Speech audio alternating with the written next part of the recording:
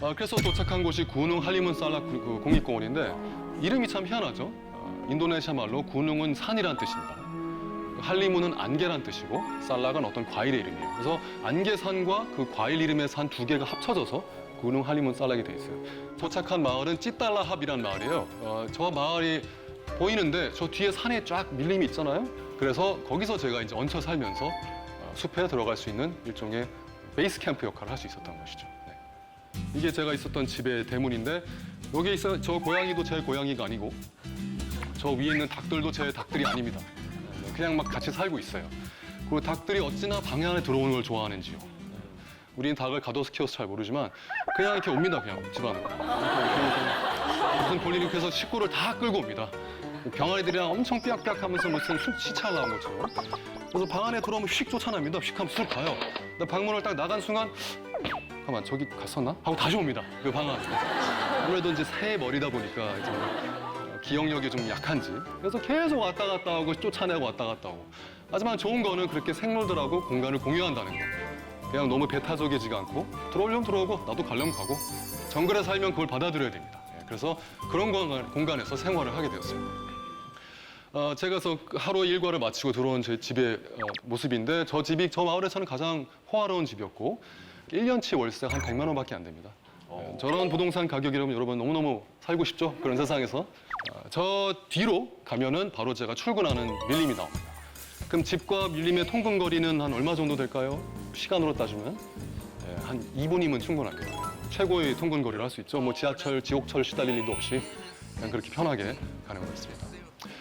이 제가 연구했던 곳을 항공 사진으로 찍으면 이렇게 나오는데 저 중간에 갑자기 좀 확 그 나무가 없는 그 공간이 바로 차밭인 것이고 나무가 남아있는 공간이 아주 그냥 천여림으로 남아있는 열대우림입니다. 그래서 제가 있었던 저 마을이 제가 있었던 집은 저기 있고 이 중간에 여기는 바로 긴팔 원숭이들이 집이 있었습니다.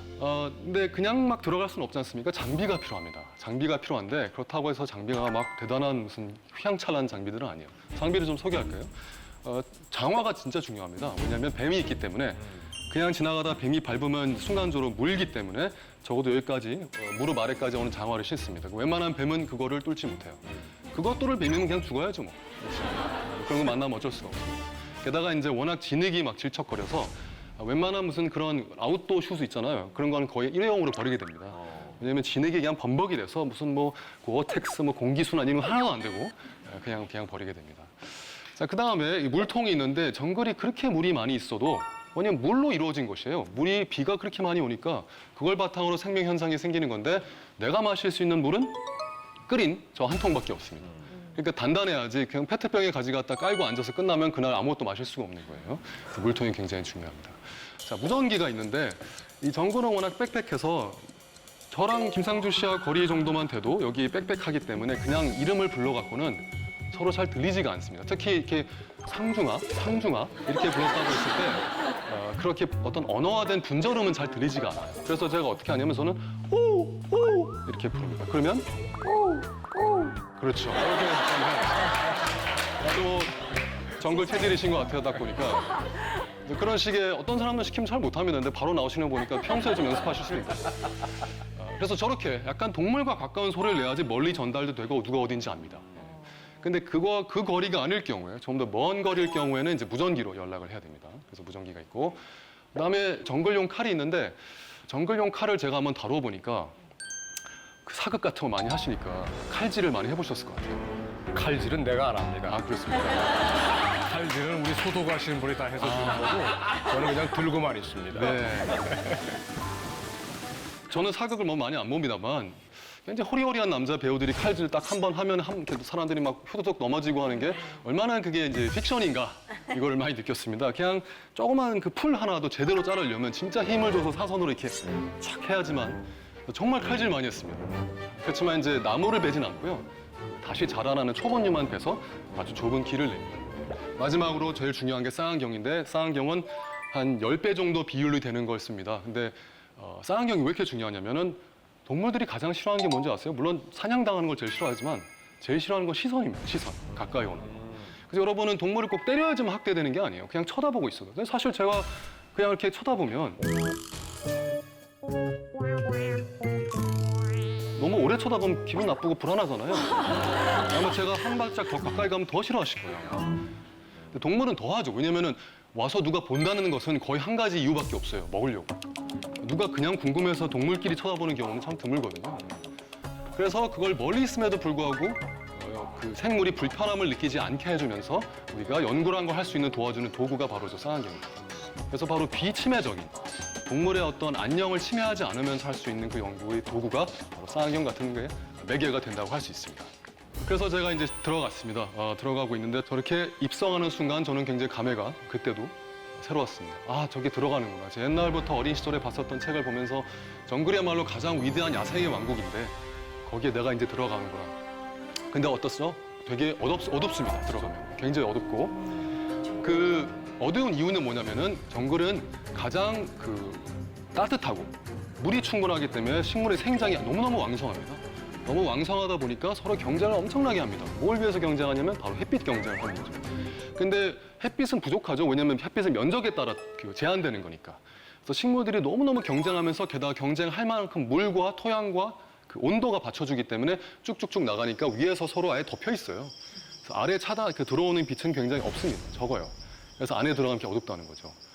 그래서 들어가면 이렇게 어두운데 약간 이제 지나면 시야가 밝아지기 시작합니다. 그래서 저렇게 아주 멋있는 이제 식물들이 자태를 드러내기 시작하는데 여기에 있는 지금 보이는 이 양치 식물은 실제 사이즈보다 조금 큰 정도입니다. 이 스크린에서 보는 건 굉장히 커요. 그리고 우리가 옛날에 공룡 선사시대 나왔던 식물들이랑 비슷합니다. 그래서 양치 식물이 사실 그렇게 오래된 것들인데 여기에 말려 있는 건 이렇게 말려 있다가 시간이 지나면 핍니다. 그래서 마치 동물 같아요 거의. 털까지 달려 있고 마치 식물과 동물의 경계를 모호하게 하는 그런 생물처럼 느껴집니다.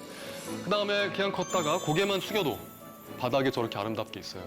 우리가 살고 있는 세상은 바닥마저 너무 포장이 돼 있어서 지구가 숨 쉴 곳이 굉장히 부족합니다. 숨 쉬는 곳은 보통 어디를 통해서 숨을 쉬냐면 가로수 바로 밑에 있는 요만한 공간 있죠? 거기만 포장이 안 됐어요, 보통은. 그렇지만 이렇게 놔뒀을 경우에는 그냥 아무데나 카메라를 들이대도 제가 봤을 때 그냥 하나의 작품 같아요. 그러다가 갑자기 보석 같은 저런 곤충 하나가 실잠자리 같은 건데 후드득 날아서 저렇게 딱 앉아 있습니다. 저걸 보는 순간 갑자기 그냥 말을 잃게 됩니다. 저런 동물이 갑자기 내 앞에 나타나다니. 나타남으로써 그냥 감동적인 존재가 되죠. 그래서 저걸 굳이 보석화해서 이렇게 어디다 끼고 있어야 되나요?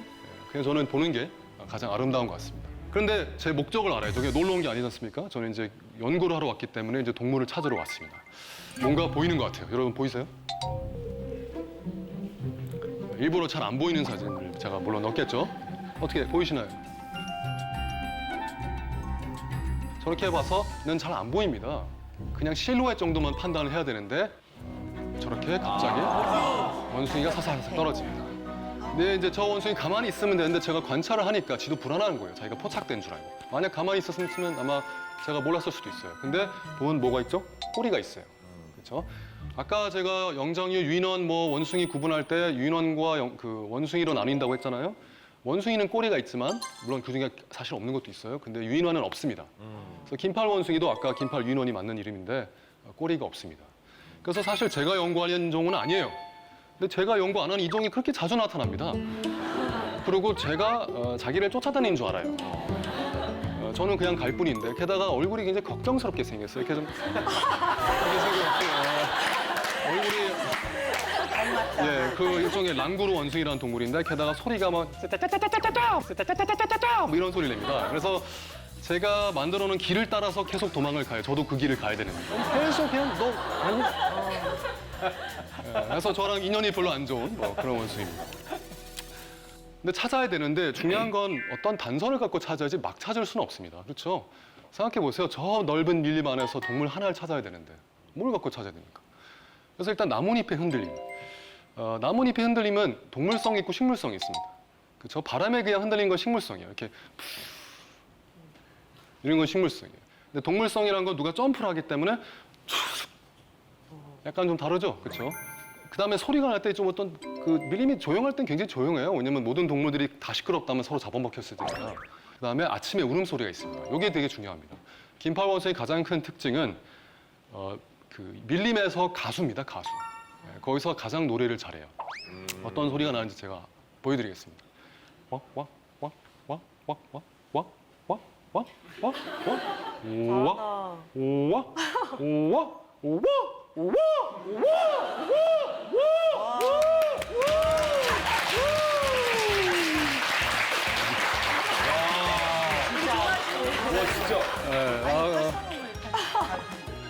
김파월 원숭이가 들었다면 어떻게 저렇게 못할까 아마 생각을 했어요.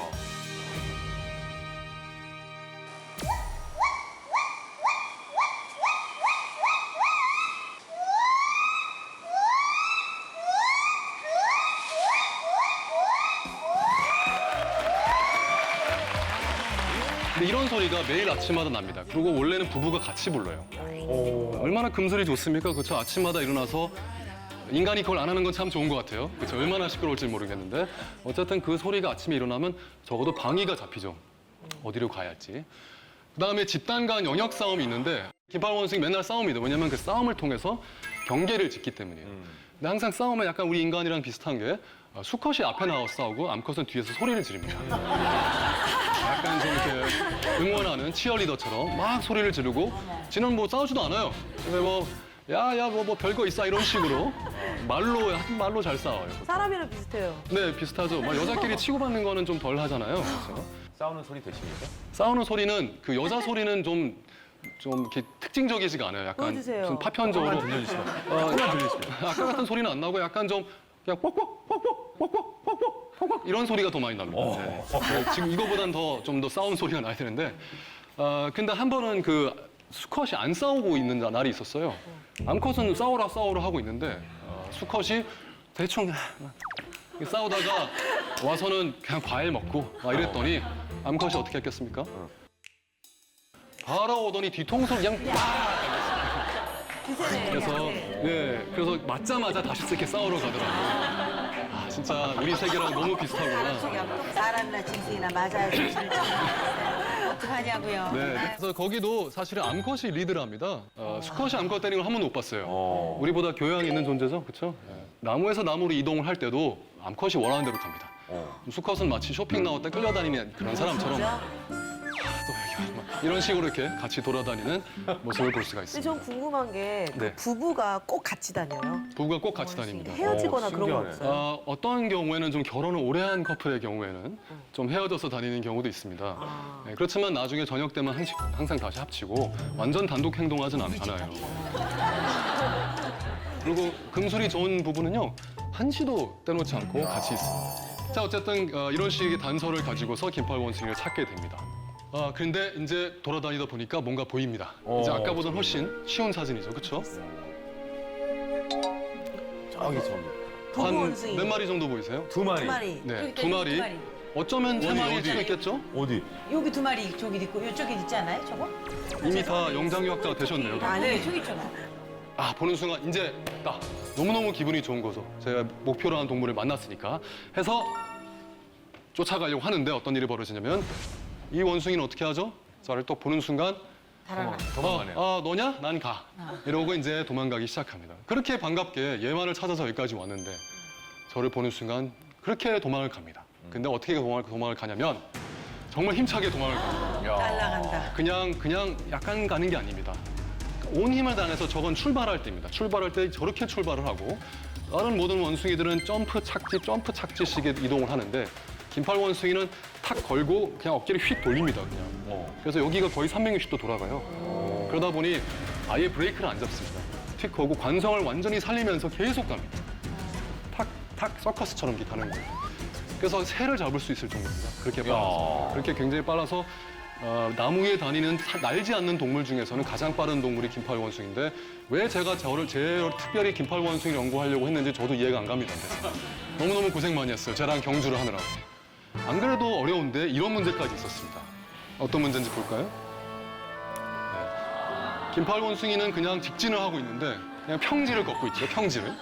근데 저는 짧은 다리를 이끌고 아주 꼴사납게 그냥 바닥에 붙어갖고 계속 가야 되는 겁니다. 게다가 사실 그림을 저렇게 그렸지만 저 바닥에 저렇게 골프장 잔디처럼 돼 있지 않아요. 그렇죠? 온갖 게 있습니다. 온갖 게. 그거를 막 가시가 있고 뭐 진흙 있고 뭐 구덩이가 있고 하는 걸 보면서 김파월 원숭이 어디로 가는지 막 시시각각으로 사라지고 있는 걸 보면서 무전기로 인도네시아 말로 얘기를 하면서 어디로 가야 된다고 사람들한테 연락하면서 발을 안 삘려고 막 노력을 해야 됩니다. 이런 식으로 달려야 되는 걸 해서 아까도 말씀드렸듯이 처음에 정말 후회했어요. 내가 왜 이 짓을 굳이 사서 하는 거지? 근데 저는 개인적으로 좀 다른 얘기인데요. 그림 누가 그린 거예요? 제가 그랬습니다. 여기 나오는 그림은 몇 개만 빼곤 다 제가 그린 거고요. 그래서 멀어지려고 하는 김팔 원숭이와 가까이 가려는 저하고의 싸움이 그때부터 벌어졌죠. 쟤는 이해가 안 가죠. 왜 그렇게 계속 오려고 하는지. 물론 평소에도 김팔 원숭이 잡아먹으려고 하는 동물들이 있으니까 도망가는 거 익숙하지만 그냥 와서 보기만 하잖아요. 그래서 아마 무슨 스토커인 줄 알았을 거예요. 그래서 저는 어떻게든 쫓아가려고 그러고. 그래서 이 거리를 좁히는데 너무너무 힘들었고 저는 이걸 뭐라고 생각을 했냐면 김파원숭이의 마음에 이르는 길이라고 생각했습니다. 왜 마음에 이르게 되느냐면요. 영장류의 특징이 뭐냐면 우리가 호기심이 많잖아요. 호기심이 많은 대신에 그 반대의 극부로는 지겨움이 있습니다. 그렇죠? 여러분도 호기심이 충족이 되면 되게 지겹잖아요. 바로 그걸 노리는 거예요. 그래서 계속 쫓아가면 영장류는 어느새 지겨워합니다. 그렇게 오고 싶냐? 그럼 있어! 이렇게 되는 겁니다. 근데 사슴 같은 애들은 안 그래요. 왜냐면 사슴은 무조건 도망가야 되잖아요. 지겨워하면 죽습니다. 그래서 끝까지 도망가요. 사슴 연구하는 사람들 보고 어느 순간 막 쫓아갔더니 사슴이 옆에 있는 걸 허용하더라. 이런 거 없어요. 근데 영장류는 그게 됩니다. 뭐냐면 지겨워하기 때문에. 여러분, 그러니까 여러분의 지겨움이 그 호기심의 반대급부라고 생각하시면 그것도 그렇게 문제 있는 건 아니에요. 그래서 그걸 오랫동안 하다 보면 그 동물의 마음에 이를 수가 있고 그러면 옆에서 연구를 할 수가 있습니다. 저는 이해가 안 갔을 겁니다. 왜 굳이 저 인간은 저렇게 나를 향해서 오는가. 그래서 이런 날이 계속 반복이 됐습니다. 계속 반복이 돼서 저는 정글에서 처음에는 뭐 5초 본 것도 상당히 쾌거였어요. 그러다가 5초가 10초가 되고 10초가 30초가 되고 정말 계속 시간이 늘어났습니다. 그런데 중요한 건 처음에는 김파원숭이 아예 못 찾다가 아까처럼 찾아서 기분이 굉장히 좋은 날에 이제 찾았다 하고 팀원들이랑 막 맥주라도 마시면서 축하를 막 했습니다. 막 의기양양이 돼서. 근데 이제 갑자기 즐거운 회식 중에 누가 질문을 하죠. 근데 그저께 봤던 걔 있잖아요. 걔가 어제 봤던 걔인가요? 그놈인지 궁금하지. 그러면 이제 갑자기 다들 기분이 안 좋아집니다. 왜냐면 걔가 걔인지도 모르는 거예요, 지금. 그냥 보기만 한 거예요. 우리는 그래도 이제 옷도 다르고 하니까 더 쉽지만 어렵습니다, 개체로 구별하기가. 그래서 너무너무 기본적인 질문에서부터 시작하는 거예요. 걔가 걔인가? 그래서 여러분이 어떤 이런 연구를 보셨을 때, 뭐 다큐나 이런 걸 봤을 때 녀석이 뭐 올라와서 일광욕을 하고 있습니다. 이런 문장 하나가 나왔을 때 그 문장이 얼마나 어렵게 만들어진 문장인지를 깨닫기 바라겠습니다.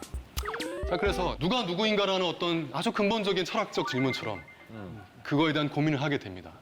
그래서 막 얘기를 합니다, 사람들이. 아, 그때 봤던 그놈은 좀 털이 좀 북실북실했던 것 같아. 아니, 젖꼭지가 유난히 컸던 것 같아. 뭐 이런 온갖 몸을 막 그 자세히 묘사하면서 이제 개체성을 부여하기 시작합니다. 우리가 그들에게.